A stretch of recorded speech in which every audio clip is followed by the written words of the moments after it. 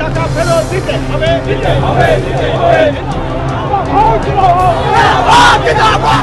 সারদা কাণ্ডে সিবিআই তদন্ত ও দোষীদের গ্রেফতারের দাবিতে সারদা সদর দপ্তর অভিযান সিপিএম-এর। অন্যদিকে ফের পুলিশ হেফাজতে কুণাল ঘোষ। শুক্রবার ধৃত তৃণমূল সাংসদকে চন্দননগর আদালতে তোলা হয়।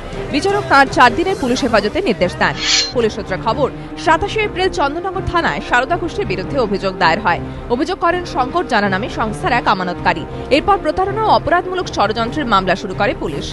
সেই মামলাতেই এদিন কুণাল ঘোষকে আদালতে তোলা হয়। যদিও এদিন ফের নিজেকে নির্দোষ বলে দাবি করেছেন ধৃত তৃণমূল সাংসদ। একটা আস্ত ডাহা মিথ্যা মামলা, ফলে সেটা প্রমাণও হয়ে যাবে।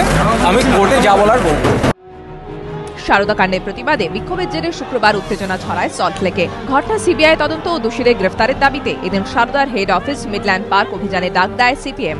ব্যারিকেড ভেঙে এগোনোর চেষ্টা করলে পুলিশের সঙ্গে বিক্ষোভকারীদের ধস্তাধস্তি বেঁধে যায়। ঘটনায় কয়েকজন পুলিশ কর্মী সামান্য আহত হন।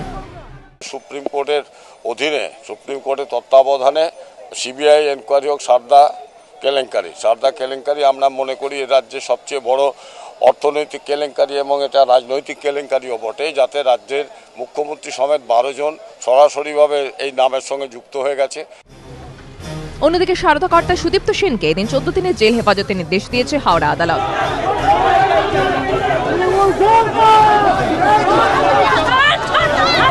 এবিপি আনন্দ।